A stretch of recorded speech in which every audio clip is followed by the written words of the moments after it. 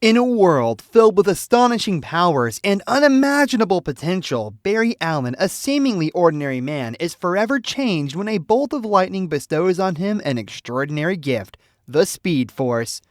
When he attempts to change the past in his favor with this power, Barry finds himself in a race against time to undo the consequences of his actions as chaos reigns and the world teeters on the brink of destruction. The film begins in Central City, where Barry Allen wants to grab a quick sandwich before work. Suddenly, he receives an urgent call from Alfred, notifying him of a critical mission at Gotham City. Barry swiftly dons his flash suit and races to a collapsing hospital bombed by robbers to save lives. He manages to rescue everyone on the ground level, but as part of the building crumbles, infants, a nurse, and a dog from the maternity ward are in peril.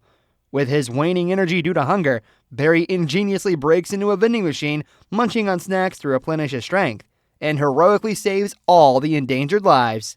Nearby, Batman is in pursuit of the robbers who bomb the hospital, and they are also carrying a dangerous virus. After a thrilling chase on his Batcycle, he swiftly subdues the criminals. Batman confronts the leader, and during their intense battle, Batman sends the villain's vehicle plummeting off a bridge. He secures himself and the leader to the bridge's edge using his grappling hook. In the nick of time, Wonder Woman arrives and saves the day by pulling them up with her mighty lasso. Flash arrives a little later, but the Justice League members express gratitude for his crucial assistance. Leaving the scene, Barry hurriedly arrives at his place of work, the Research Center, where he finds his co-workers, Patty Spivot and Albert Desmond, waiting with frustration as their boss scolds him for being late once again. The boss unjustly takes credit for recent breakthroughs during a press event to add to his dismay. Among the reporters, Iris West, whom Barry knows from college, recognizes him and approaches to discuss the upcoming trial of his father, Henry, who has been wrongly imprisoned for over 20 years, accused of murdering his wife, Nora. Barry is adamant about maintaining his father's innocence.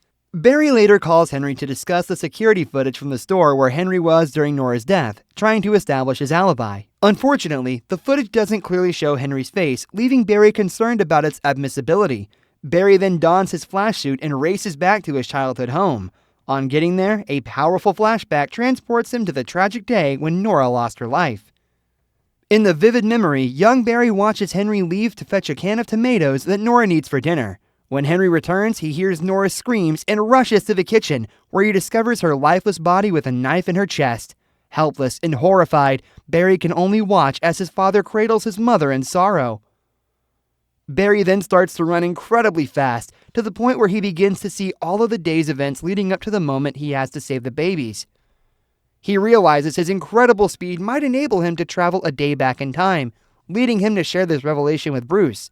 During their discussion, Barry proposes that he can go further back in time to save both his mother and Bruce's parents, but Bruce tells him that sometimes they must go through these traumatic events to make them who they must be.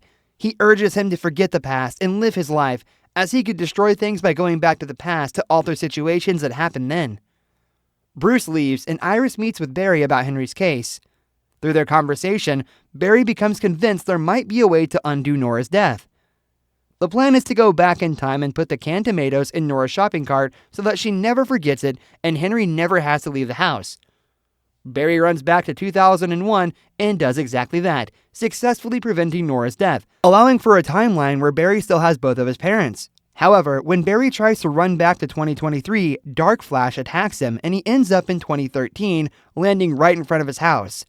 Barry enters the house, overwhelmed with emotion at seeing his mother alive again and Henry not in prison. As they sit down for lunch, Barry is astonished when he spots his 18-year-old self, Barry 2, approaching the house. Quickly intercepting him, Barry takes Barry 2 to his room, where he reveals his superpowers and the future he came from. Upon asking, Barry 2 mentions that today is September 29th, the day Barry originally gained his powers. The two Barrys go to the research center so that Barry 2 can go through the same accident that gave Barry his powers. Just as Barry 2 starts panicking, Barry stands before him right when the lightning strikes, hitting both of them. They begin to flee as the guards arrive, but Barry sees that he cannot phase or run fast, meaning he's lost his powers while Barry 2 has successfully acquired them. They return to Barry 2's apartment, where he begins to have reckless fun with his powers until the older Barry has to get him to be more responsible. The next day, Barry hands the flash suit to Barry 2 when they notice a crowd gathered to watch news about General Zod and his army of Kryptonians arriving on Earth, seeking Superman. Returning to Barry 2's apartment, they discover that Patty and Albert are dating and are also Barry 2's roommates. Barry attempts to locate other Justice League members in this altered timeline, but finds that some key members like Cyborg, Aquaman, and Wonder Woman don't exist.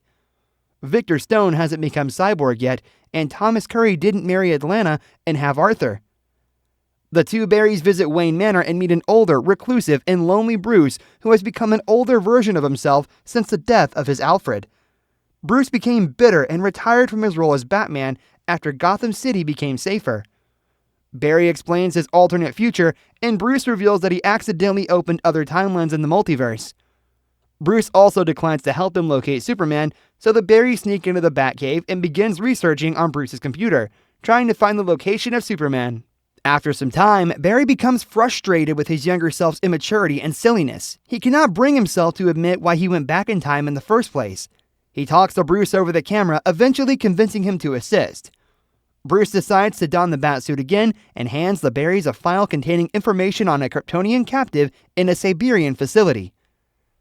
The trio uses the Batwing to fly to Siberia and stealthily infiltrates the base. In a chamber, they find not Kal-El, but a young Kryptonian woman, Kara Zor-El. The heroes successfully rescue her, but Barry 2 is injured after being shot in the leg by mercenaries.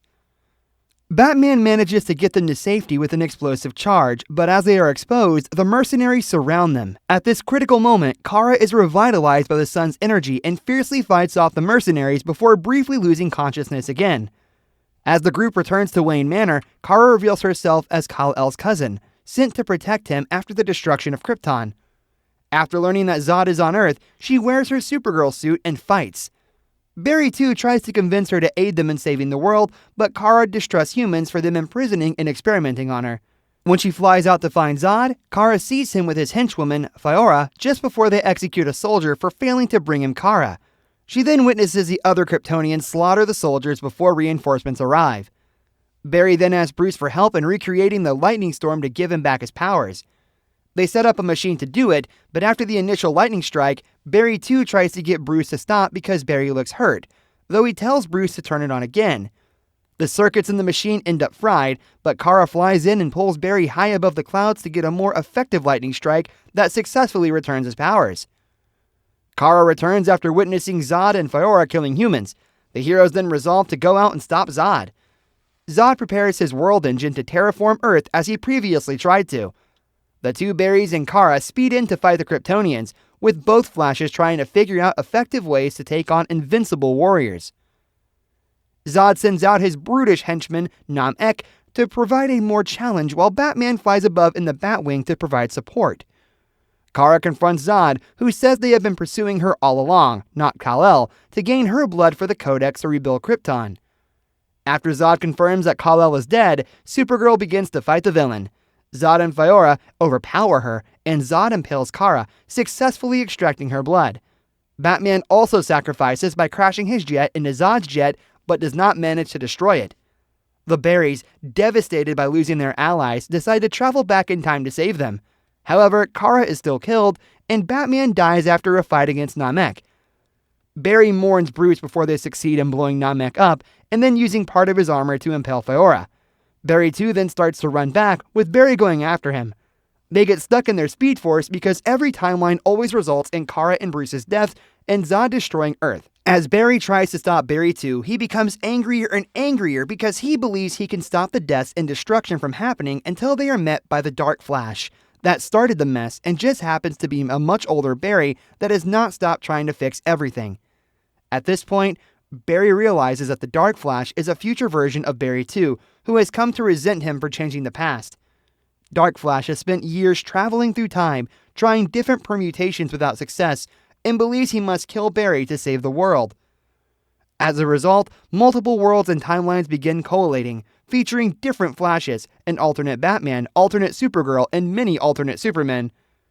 Just as Barry realizes he made a huge mistake and tries to race back to undo saving Nora, the Dark Flash prepares to kill him, but Barry 2 takes the killing blow, erasing Dark Flash and fixing the other worlds. As Barry mourns his younger self, he runs backward in time. Barry returns to the supermarket, planning to remove the tomato can from Nora's cart. He briefly talks to her, saying he's seeing his mother for the last time before beginning to cry. Nora consoles him, and Barry takes his time to admire his mother one last time while he manages to make the switch. He then returns home to his timeline, but not before noticing the security camera at the store. Barry shows up late for Henry's trial, where his lawyer brings up new footage that has been enhanced thanks to Barry moving the camera to get a better look at Henry. This footage effectively proves his alibi and innocence, allowing him to go free. After the trial, Barry runs into Iris again and plans dinner with her. He then gets a phone call from Bruce, congratulating him just as he pulls up to the courthouse. Barry is shocked that this is not the same Bruce he knows. The post-credit scene begins with Barry talking to Aquaman as they leave the bar. He talks about everything that happens and explains why Batman is always different in every universe. However, Aquaman is drunk and isn't paying attention to whatever Barry says. Barry continues talking, and Aquaman collapses and falls into a puddle on the street. Seeing this, Barry offers to take him home, but Aquaman refuses, saying he's home while still lying in the puddle. Then Aquaman asks Barry to get a beer real fast and gives him an Atlantis ring to buy the beer. If you enjoyed the video, make sure you smash that like button, leave a comment, subscribe, and turn on notifications to help the channel. Thank you for watching, and see you in the next video.